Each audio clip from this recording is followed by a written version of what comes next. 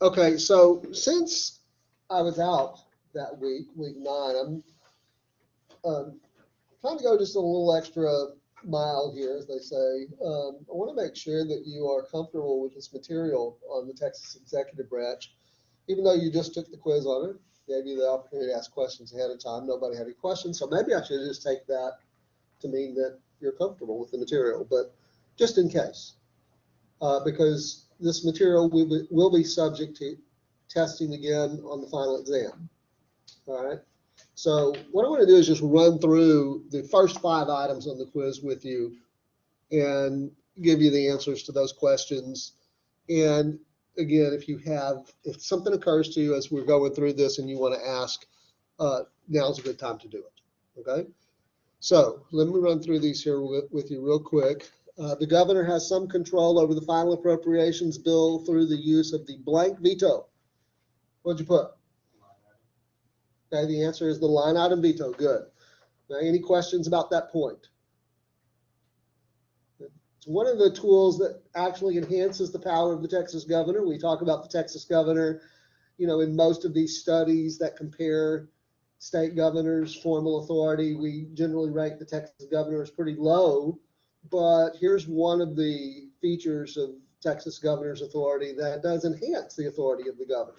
It's a power that many state governors have, including the Texas governor, although the president doesn't have that authority when it comes to the budget at the national level. Okay? How about this one? In Texas, what is the primary effect? What'd you put there? Put A. Okay. Anybody else? A as well? Okay. Yeah, the answer is A. Good. It dilutes the power of the governor and fragments the executive branch. Right? While the governor's term in office used to be 2 years, it was changed to blank years with the constitutional amendment adopted in blank. Is that 1 year? Oh, you're saying the first answer is what you're saying? Is that what you meant? Mm-hmm. Yeah. So 4 years in the 1970s? Okay, good. You guys seem to be on top of this material, okay? So maybe this wasn't necessary, but let's just finish it up, okay? The elected members of the plural executive are ultimately accountable to, what'd you put? The voters, okay, yeah. The key word in that question is the word elected, right? Even if you didn't know about anything about the plural executive concept, if you hadn't watched those videos, if you hadn't read the chapter in the textbook, just the word elected probably would be enough of a clue for you to select the voters on that, right? Okay. All right, last one. Why did the Texas Constitution establish a plural executive? What did you put? C. Okay, well, the answer is not C to this one.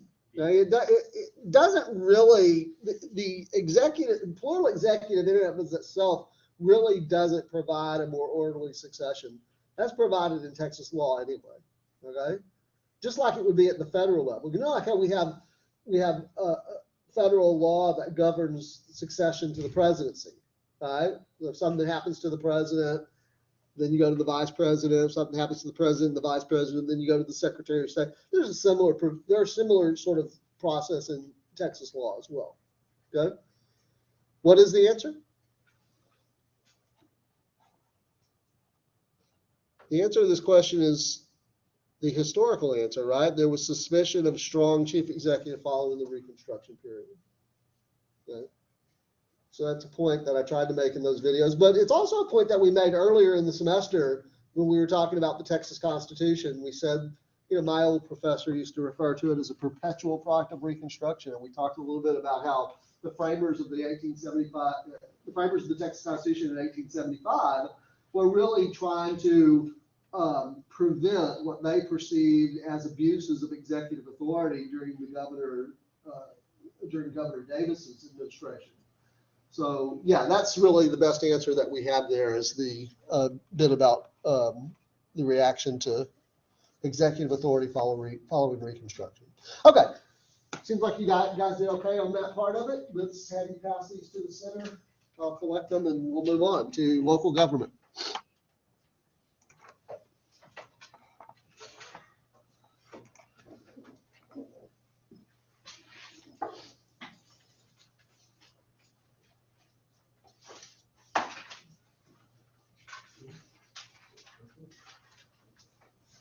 All right, now I've been scan find form now.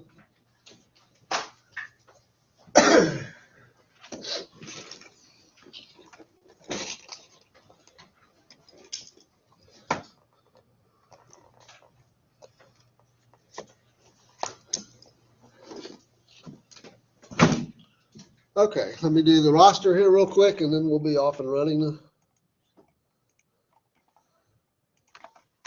Nojari, Bro, Daniel Arias, Jasmine Barrera, Jacqueline Colchado, Abby Donna, Sarah Glennie, Terry Grubbs, Michelle Horn, Malika Irfan, Luis Martinez, Noah Mulla, Justin Reyes, Antonio Rivera, Renelle Rosario, Darius Shah, Arham Shazad, Sunda Sahel, Balto. Okay, some of these people have dropped. I need to go in and clean that up, I guess, but I'll do that later.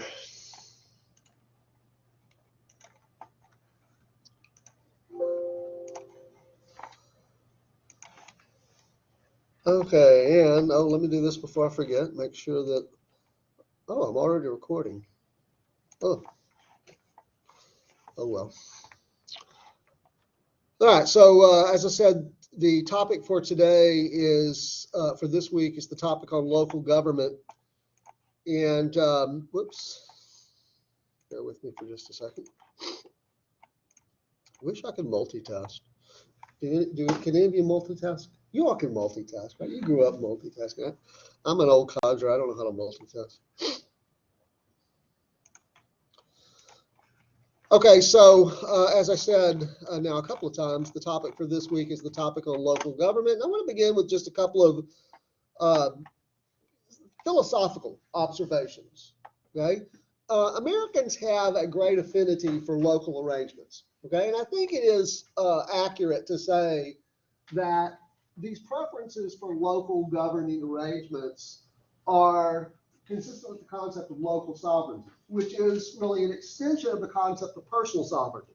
What I mean by personal sovereignty is that Americans are very much attached to this idea that I make decisions for myself. I govern my own life. And I don't like other people telling me what to do.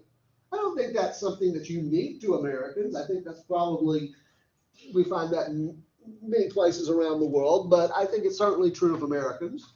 And since Texans are Americans, then we would expect that that would be something that we would find in the cultural value system of Texans as well. In fact, I think it's particularly pronounced among Texans. Okay, so this idea that I'll govern my own life, thank you. Sort of the extension of that is that we want, when it comes to community affairs, when it comes to things that affect society more generally, people beyond myself, right? That we want to make these decisions as close to home as possible. We want to make them as locally as we possibly can. And I think that's reflected in this little quote I have here to share with you from Thomas Jefferson. You know, Jefferson's one of those people that we can refer to for a lot of things when it comes to Americans' views on this or that, even in the early 21st century. Now, almost a quarter of the way into the 21st century, we can still look back to Thomas Jefferson for some pearl of wisdom that he had about this thing or that thing, and local government's one of those. You can see here he wrote in a letter to Samuel Kercheval way back in 1816, so more than 200 years ago. These wards, called townships in New England, are the vital principle of their governments and have proved themselves the wisest invention ever devised by the wit of man for the perfect exercise of self-government and for its preservation. I like that quote, the wisest invention of man. I don't know if he's being hyperbolic or what. No, I actually think he's probably being pretty pretty serious about that choice of words. But again, as I say, it really just sort of reflects this preference that Americans had then, and I think to a large extent still have today, for local governing arrangements. And we don't like people, if we can make decisions locally, we don't like people from the outside telling us our business. Okay? So given this preference that Americans seem to have for local government, it shouldn't surprise us that Americans have created a lot of these things.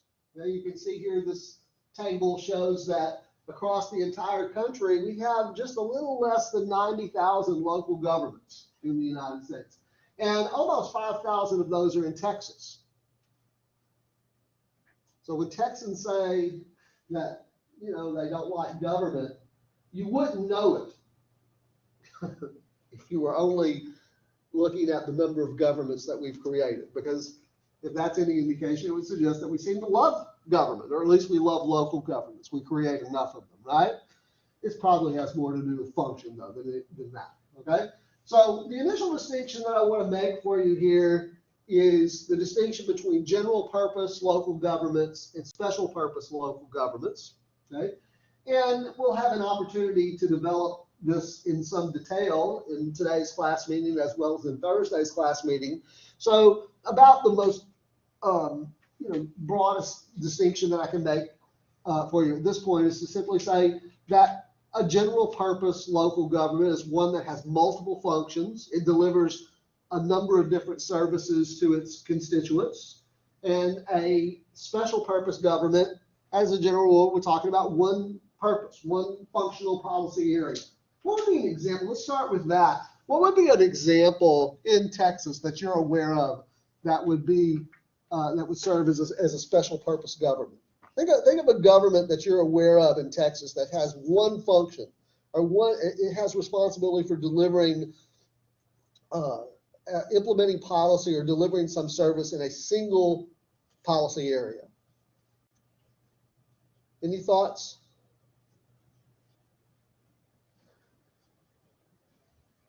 We'll use the terminology special districts soon enough, okay? But it's the same thing here, special purpose government or special district. No one has any ideas? Well, we have, obviously there are lots of them, right? We have almost 3,400 of them in Texas. I'll give you one, and then you can give me one, a different type. The Fort Bend Independent School District. That's a special purpose government or special district government. It delivers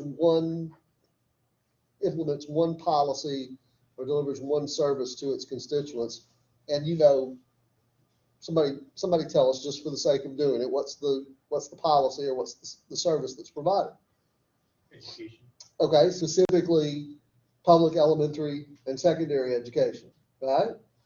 So we have about 1,100 of those, I think, if I remember correctly, about 1,100 school districts in Texas. So Fort Bend Independent School District, Lamar Consolidated Independent School District, Houston Independent School District, but that's only 3.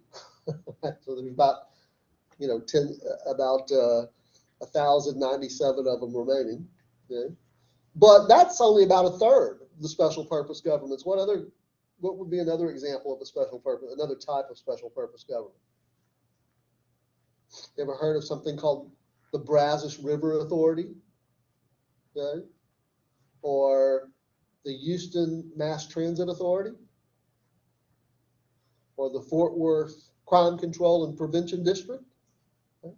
So those are some examples of the different types of special districts or special purpose governments. But what they all have in common is that they're just delivering one service. So they have responsibility over one functional area. So what do you think that must mean about a general purpose government? They have more than one, right? Multiple. So what would be an example of a general purpose government that you and I would both be familiar with, that you would come into contact with on a routine basis, even a daily basis, in some way or another?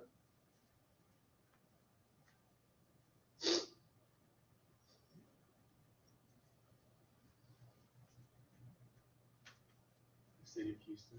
The city of Houston, or the city of Sugar Land, or the city of Richmond, or the city of Bryan, or the city of Amarillo, or municipal governments, city governments. Those are general purpose governments.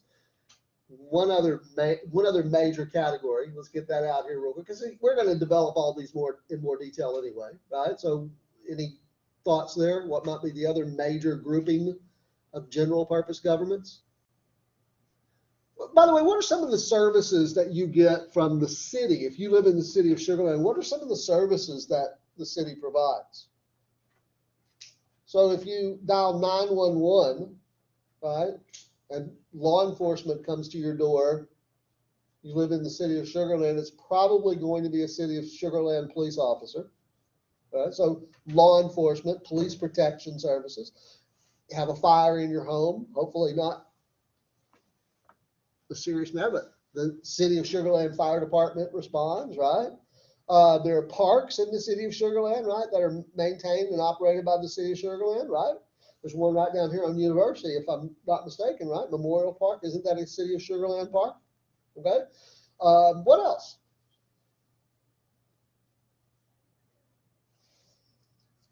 I don't live in Sugar Land, so I can't answer this for sure. Does the city of Sugar Land collect your garbage, or do they contract that out to a private company? Well, whichever the case is, you may not know. Just be aware, though, that in Texas, historically, city governments have collected garbage. Sometimes they contract that out to a private firm to do it, but it's still a city function. Right? Anyway, you get the sense of what I'm talking about, multiple functional policy areas that the city is responsible for. So if you don't live in the city, if you don't live in the city of Sugar Land, or you don't live in the city of Richmond, or you don't live in the city of Houston, or within the territorial limits, the city limits of a municipality like Houston or Sugar Land or Richmond, and you dial 911, say you live out in Pecan Grove, right? Who's going to answer? Who's going to respond? The county sheriff. The sheriff's office, a sheriff's deputy, right? And so that's the county government, right? So county governments are the second general grouping that I was trying to get you to recognize are multi-purpose or general purpose governments. Okay, so we have county governments and city governments as the main examples of general purpose governments, and then we have all kinds of different special purpose governments in Texas. Okay, so again, the general point is we got a lot of them in Texas. Whether that means we like government or not in Texas, I think I was just, being a little bit, trying to be a little bit flip about that. But as I said, we certainly have created lots of them. Okay, now, one of the distinctions that we want to make here as we move forward with this discussion about general purpose and special purpose governments is the distinction is based on the question of how much authority does the local government have, okay? And you can see there I've indicated that there are two, really at this point, there are two considerations for us in contemplating the matter of how much authority local governments have. There are two considerations. First of all, what does the law permit? In other words, it's a legal matter, legal theory of how much authority does the local government have. And then secondly, what does the political agenda demand? So on the first question about the legal authority, you need to be familiar with two legal theories. They both were developed back in the latter part of the 19th century. The first that's listed there is Dillon's Rule. I think the authors of your textbook mentioned Dillon's Rule. Okay? This is named after a jurist, a judge, named John Dillon. Although he wasn't a judge in the Texas courts, he was a judge in the Missouri state courts. But he decided a very important case, I think in the 1870s.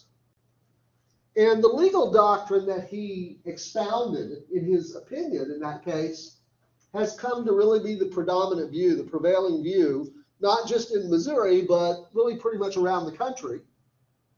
And so it's known as Dillon's Rule. And basically what Dillon's Rule says is that local governments, whether we're talking about county governments or city governments or special purpose governments, they only have legal authority to operate from the state. They only have legal authority from the state. And so if it helps you really to think about what Dylan is saying as a legal matter, is that it's a hierarchy, right? That the state has sovereign authority and it may allow local governments to exercise some local governing authority, but only that which is given to it by the states. In not exactly, not perfectly simultaneously, but certainly in the same period. In fact, it may have only been a matter of a few years later, this Cooley doctrine was decided by another jurist. I think this guy might have been in Illinois. I have to be honest with you, I don't remember. He was a state judge, I think in Illinois. His name was Thomas Cooley. And the doctrine that's associated, or the legal theory that's associated with Cooley, is that a local government is a matter of absolute right, and that local governments have autonomous authority. So it seems like you have two competing legal theories here. In fact, you do have two competing legal theories, okay? But it's really the Dillon rule that has become most widely accepted. It, in fact, is really the principle that governs the relationship between state and local authority in Texas. But as a political matter, the Cooley doctrine is still very relevant. And so maybe we might have an opportunity to talk about how that might play out in maybe as we work through these the specifics of this topic over the next class meeting and a half. So what that means that as a legal matter, Texas, like most states, uses a unitary system in which local governments hold only those powers that are delegated by the state. And here what I want you to recall is the discussion that we had several weeks ago when we were talking about the distinction between unitary systems and federal systems. Now, if you remember, that was, I don't know, what, 3-4 weeks ago, something like that. Maybe, actually, if we take spring break into consideration, they're a little bit longer, right? But you may remember that when we talked about unitary systems and federal systems, we were talking about them in terms of national political systems. So, for example, I told you that the United Kingdom and Japan and France and Saudi Arabia are examples of unitary systems, right? And then I said that Canada and Mexico and India and the United States are examples of federal systems. And we even tried to put up like a little visual representation of how these two arrangements differ, right? We said that in a unitary system, the central government has the authority, and it may delegate down to the regional governments some authority, but they are principally administrative subunits. Right, does all this ring a bell? Right? Does this little diagram ring a bell where we suggested that it's, the relationship looks something like this, right? Where power flows sort of in this direction, okay? And then with federal systems, we said that it looks like this, where the central government has, the central government has some authority, and the region, I'm going to abbreviate here, the regional governments have some authority.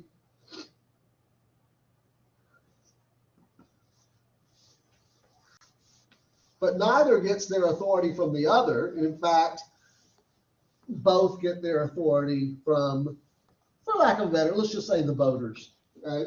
Something like that. But again, we talked about that in terms of national systems. The United States, Canada, Mexico, UK, Japan, etc. Right? Now what we're going to try to apply similar sort of analysis to the division of powers between the state on the one hand and local governments on the other, and where the state government is the central governments and then local governments are the regional governments, okay?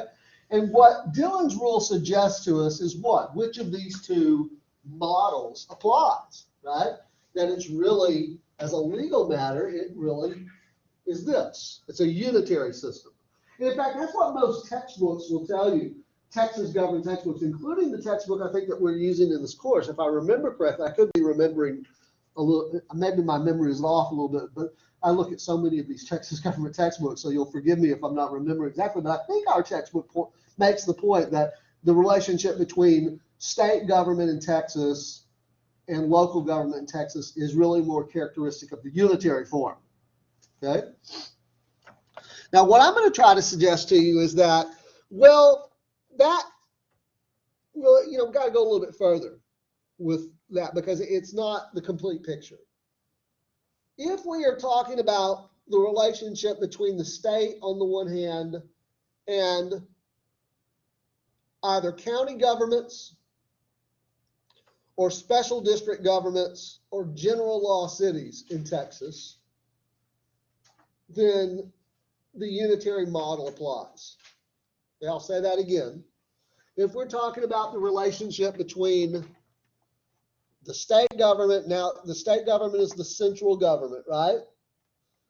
County governments, special district governments, and general law cities are the regional authorities, right? That relationship is best characterized as unitary. Because county governments in Texas, by the way, there are 254 counties in Texas. What do the counties do? Even if you haven't read the chapter in the textbook yet, and we haven't really talked about, in fact, really the Thursday class meeting, we get into the county functions a little bit more, but even if you haven't read that or you don't have the previous one, you may just have some experience in terms of your life, right? Anybody have any ideas what kinds of things county governments do? What are some of the functions of county governments? Are any of you married? Anybody here married? Nobody's married. Well, you might still know the answer to this question. If you're going to get married, you have to get a license, right? Okay. Who issues that license? Well, you're licensed by the state of Texas, but you're going to go down to the county offices, right? You're going to go, if you're here in Fort Bend County, you're going to go through Richmond to the appropriate office. It may be the county clerk's office, right? And they're going to have you fill out the form, and you're going to do all the paperwork, and it's going to be issued on behalf of the state of Texas by Fort Bend County. So my point to you is that that's an example of the county government acting as an administrative subunit of the state. Just one example.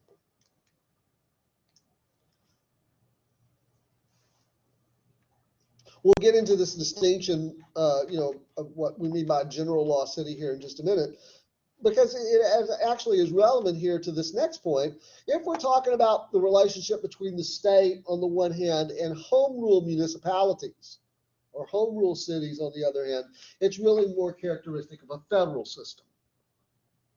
So that's why I differ a little bit in my presentation of this from the authors of textbooks, because most textbooks that I've seen just say it's a unitary arrangement. But I think it's not the complete picture. The matter of the relationship between states, the state authority, and home rule municipalities on the other hand is really more like a federal arrangement. And so as we talk about that, I think that point should become a little bit clearer. Well, let's make the distinction between general law cities and home rule municipalities. I got to get to the right point. I'm going to skip over a lot of stuff here. So bear with me for just a second. Here we go. What's the difference between a general law city and a home rule city, or a general law municipality, home rule municipality? That word municipality or municipal corporation just is referring to a city government. Okay? So in Texas, if the city has fewer than 5,000 residents, it is automatically governed under the general laws of the state of Texas, thus general law cities. Who makes the laws of the state of Texas? What government body, what government institution makes the laws of the state of Texas?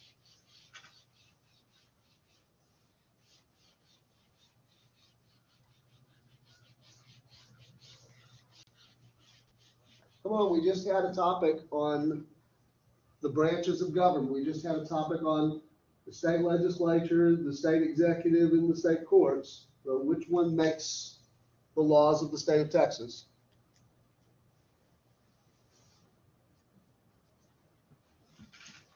The state legislature in Austin makes the general laws of the state of Texas. Give me an example of, how many of you are pretty familiar with the general vicinity of Sugar Land? Right? None of you are familiar with what's around Sugar Land? I mean, outside of Sugar Land? No one can admit to knowing what's around. You just, every moment of your day is spent in Sugar Land. You don't know what's around Sugar Land.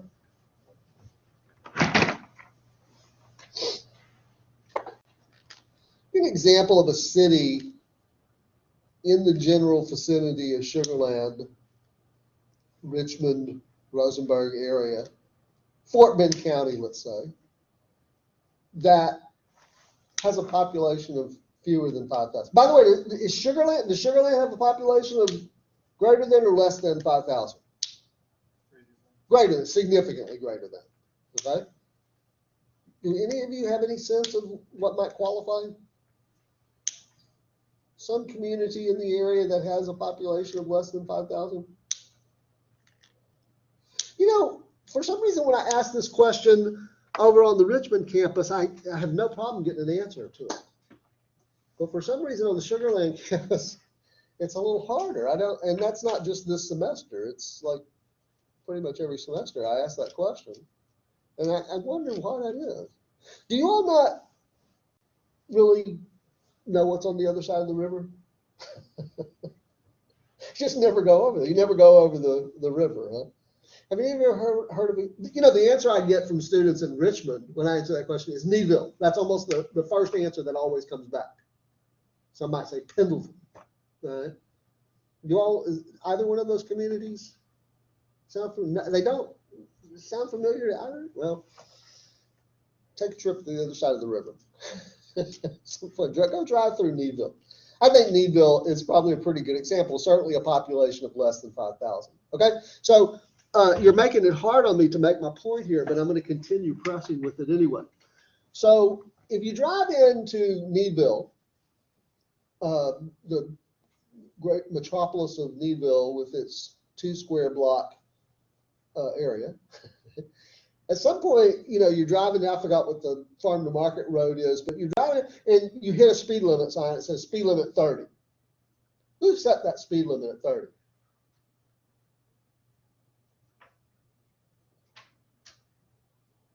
Well, the state legislature in Austin, right? Okay. If you're driving down University Boulevard over here, what's the speed limit? 45? You see that 45-mile-an-hour sign? Who set that speed limit?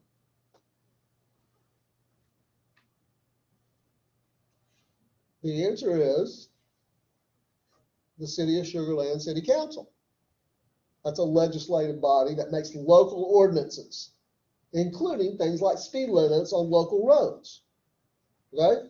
So that is a very everyday way to think about the distinction between general law cities and home rule municipalities. In home rule municipalities like the City of Sugar Land, we get to decide locally what the speed limit's going to be on the roadways out here.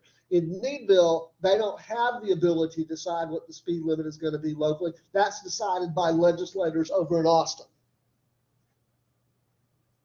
But it extends way beyond the speed limit, right? I remember when I first came to Wharton County Junior College in the fall of 13. So it's been, 8 years ago, okay?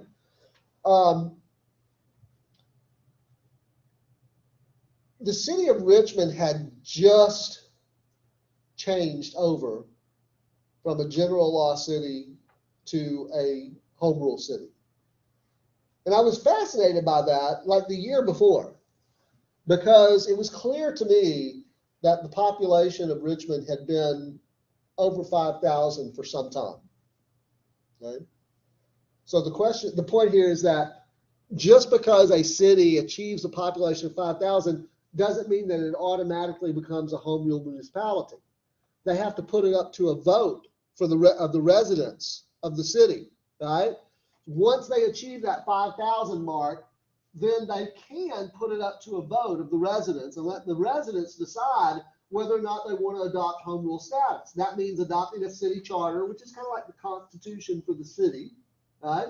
And then get some greater flexibility in terms of the form of government that they have and, ordinance making authority, local law making authority. But I don't want to digress too much on that point. Let me get back to the point I was going to make it. I first came here, it had just changed over to a home rule city. And I noticed that if I would go out to eat in a restaurant in Richmond, they were still asking, at that time, do you want smoking or non-smoking? But if I went out to eat in a restaurant in Sugar Land, they didn't ask that. You have any guesses as to why that may be the case?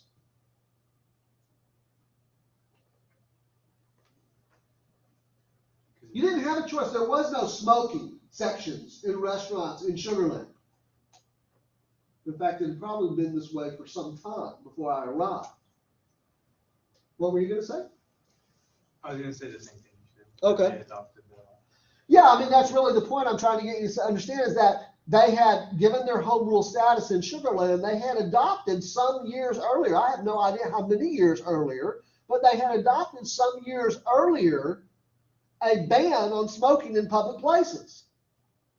But in Richmond, which had been a general law city up until 2012, I think, they had not adopted such an ordinance yet. They had only had home rule status for about a year.